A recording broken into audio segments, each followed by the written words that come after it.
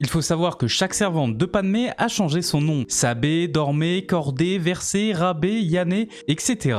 Elles ont toutes fait ça pour rendre hommage à leur reine Padmé, mais aussi pour que tout le monde les confonde. Et oui, car ce n'est pas simplement des servantes, elles ont toutes reçu une formation militaire de la part du capitaine Panaka. Elles sont capables de remplir énormément de missions et surtout de protéger la vie de Padmé. Mais chaque servante a un domaine dans lequel elle excelle. Sabé peut prendre la place de la reine dans les situations dangereuses comme on le voit dans la menace fantôme. Cordé rejoint Padmé lorsqu'elle est sénatrice et prend aussi sa place parfois en tant que leurre, c'est elle que l'on voit mourir dans l'attaque des clones. Sachez, c'est l'espionne du groupe, elle se sert de son physique et de son âge pour manipuler tout le monde. Elle est très observatrice et sait se montrer discrète, elle excelle donc dans la collecte d'informations. Versé, une hackeuse de génie capable de pirater n'importe quoi. Rabé a de nombreuses compétences, elle s'occupe des coiffures et du maquillage de Padmé ou des leurs, mais elle maîtrise aussi la lecture labiale et le langage corporel, elle apprend aussi à tout le monde à crocheter les serrures et à utiliser des grappins. Yané est une sorte de couturière de génie qui rend les tenues et les coiffures de Padmé plus légères, plus mobiles et plus confortables à porter pour Padmé. Dormé a suivi une formation des forces de sécurité aux côtés du capitaine Tifo, mais rejoint finalement les servantes de Padmé en tant que maîtresse de la garde-robe de la reine. Et pour finir, Irtae est une bricoleuse hors pair pouvant créer n'importe quoi avec peu de moyens.